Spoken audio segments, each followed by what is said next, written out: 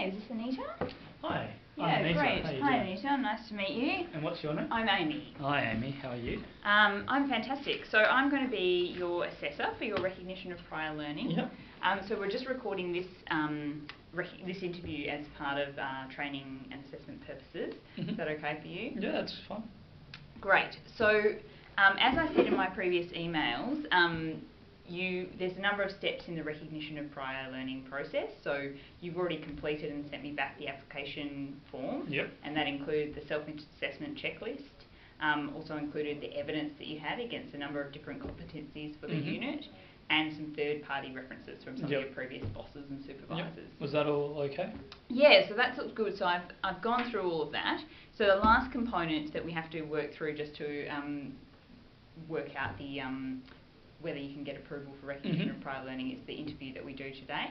Right. So there's 12 questions that I've got to ask you, and so I outlined those, that was the next process that we needed to do now in my emails as well. Yep. Are you feeling ready to answer those questions? Oh, let's have a go. Great.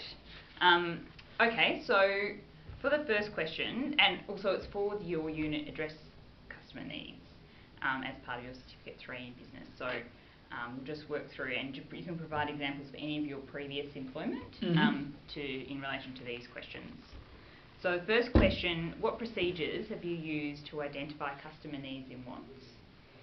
Yeah, in some of my previous jobs, I've worked with customers a lot. I've done some market research stuff to figure out sort of what customers want when we were selling sort of certain manufactured products. And also done a bit of call centre work where we required customer feedback to know sort of whether we were properly giving them the services that they wanted. Yep. Great. So they're probably two examples of where I've identified customer needs. And in the call centre example, did you have processes that you were following? Yeah. So at the end, we had sort of a script we had to sort of base it off. Right. So you use a script. Great. Okay, so in your experience for the second question, what factors influence your customers' sourcing decisions for products and services? Yeah, I mean, it really depends on sort of what your product or service is, but one of the big things I've found in my experience is, well, firstly the price, how much it is, how available it is and how available any alternatives are. Sometimes loyalty, like in brand recognition, if people like us, they're more likely to come back to us. The alternatives, but also good customer service, I think, is key. The relationship people build, and if you're friendly and reliable, customers tend to come back to you more. So it's sort of having a good product that's better than the others, as well as having sort of friendly interactions. Yeah, great. Product plus interactions.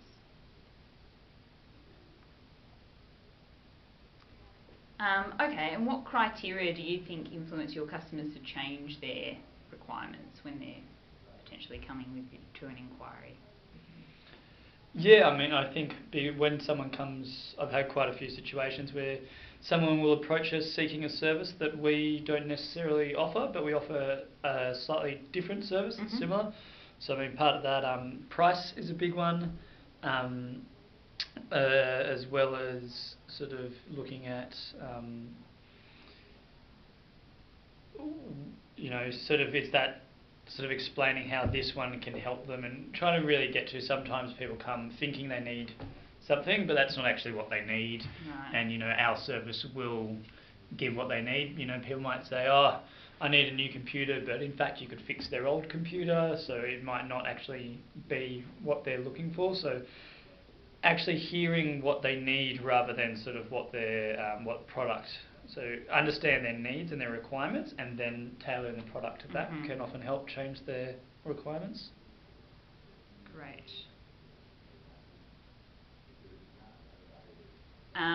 So for question 4, how can you best accommodate your customers changing their requirements?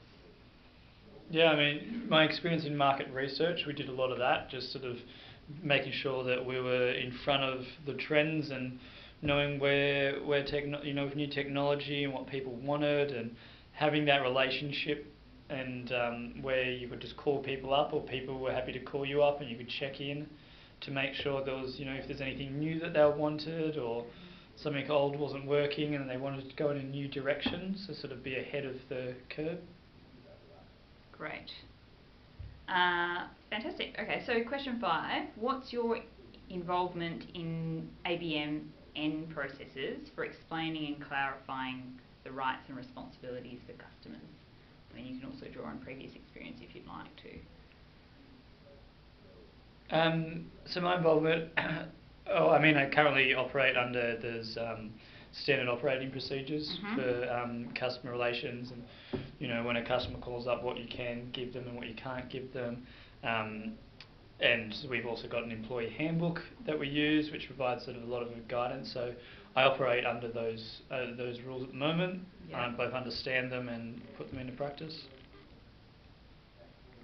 Employee handbook, is it? Yes. Yep.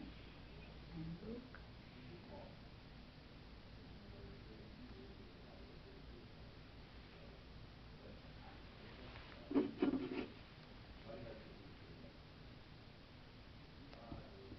Okay, so question 6. How would you describe and enact consumer protection regulations? So consumer protection regulations are about making sure the marketplace, is fair, and no one's sort of giving misrepresentations of what products they have, and making sure that it's sort of a competitive environment. Yeah. And how would I enact them? Part of that is making sure I comply with the standard operating procedures and employee handbooks and employee procedures for the company, because those were designed to be compliant with the regulations. Yeah.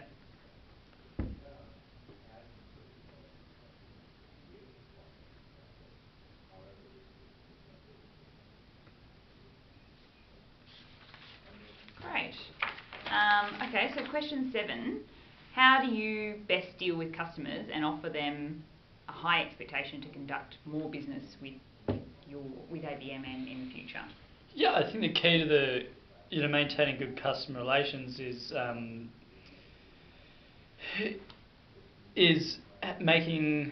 building trust with the client. And to build the trust, you need to listen to what they want. Yep. And sort of understand what they want as well. So to understand their context, what they want, and then be honest and reliable. And particularly to not just give them everything they want. Sometimes if you don't have, was that your camera turning off? No, it's okay.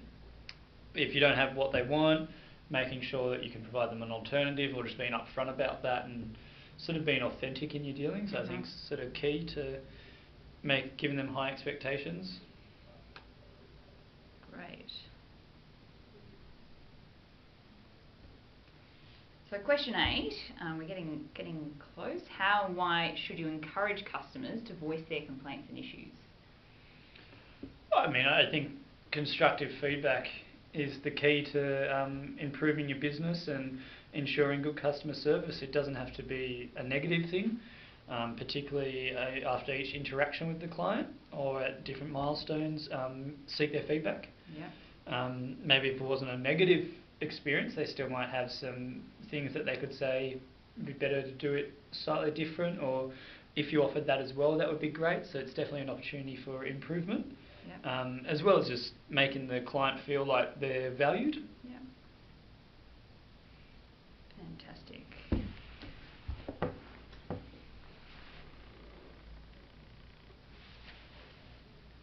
So question 9, how do you personally effectively prioritise customer issues?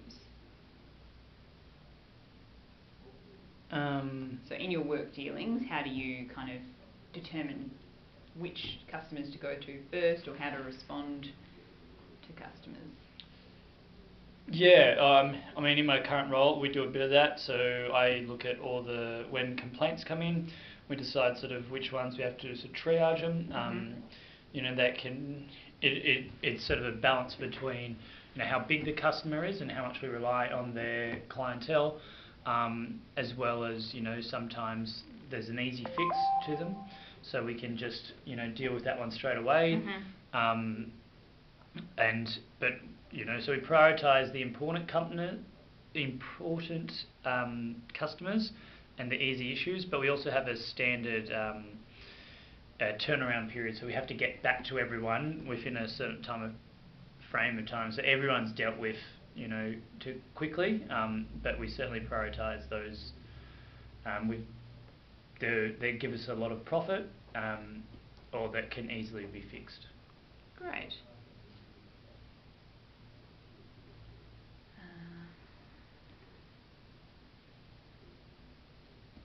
And how does your organisation, so ABMN, facilitate regular and effective customer communication? Yeah, as I said before, every time after a customer interaction, we're encouraged to ask the customer, how they enjoyed our services. Yep. Is there anything we could do better next time? And when we hold big events, at the end of that, we often pass around a survey to sort of get some feedback on, was the agenda fit for purpose? Were you happy with it? Was there any changes? So after all key client interactions, we sort of seek feedback on how the service was and how their interaction with ABMN was. Great.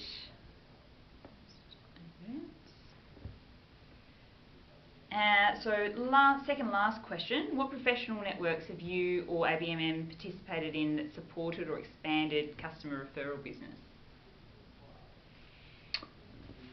Customer referrals in referring it to other services. Yeah, so sometimes other services, or perhaps if you can't yourself deal with it, to Yep. someone else more senior in the organisation.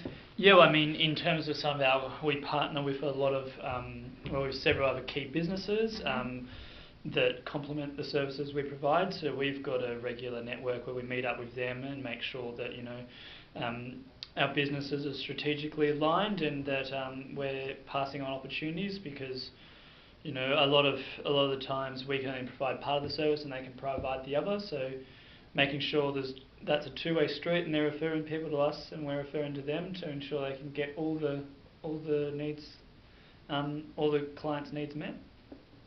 Okay, great. And are you a member of that? Yeah, so they meet. There's a monthly meeting there's a meeting every month. So I often go along to that and have a good relationship with my counterparts in our partner companies. Great.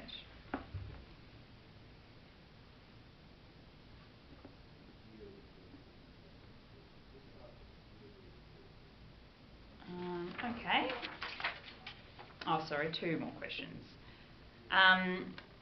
So this is actually the second last one, number 12. How were referrals or feedback successfully dealt with in the organisation, and what's your involvement that enhanced the customer experience? So maybe you can give me an example of one time when something like that happened.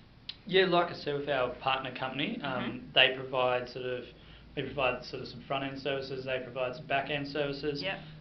That each of the services, not everyone needs both, but often, just this morning, someone came to me and they were looking for a full suite, and I sort of explained to them that we can deal with the first half, and that we've got here's a contact person at our partner company that would be able to deal with the other half, and and sort of put them on to the right person who would take their call and arrange that meeting with them, so they were fully looked after.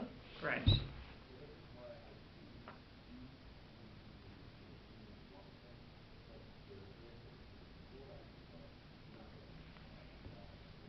Okay, so very final question. What is your involvement and the purpose of customer record keeping in ABMN?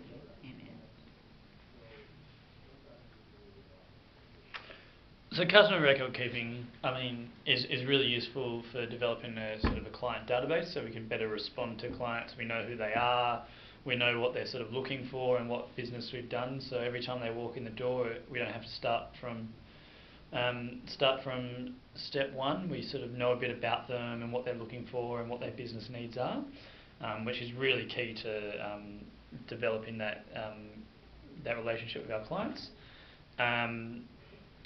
As well as just keeping proper auditing, and auditing sort of records to make sure that financially, we can go back and check that everything was spent the way it should have been, and that we were complying with all the rules that we're meant to be complying with. Mm-hmm.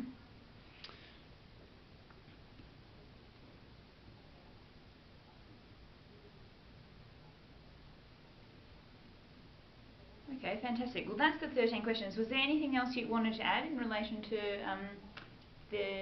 anything that you'd written in your previous application, or anything you wanted to add to any of the questions that you gave answers to then? No, did you think I missed anything? Was there anything sort of... No, I think No? that was great. Those 13 questions. So I'll review them and just against the marking guide, and I'll let you know I'll let you know shortly. Yep. And then perhaps just after this, we can meet back up. I'll let you know the outcome, and you can just give me some feedback as well in the entire recognition for prior learning process. Okay, no problems. Let's just go away shortly.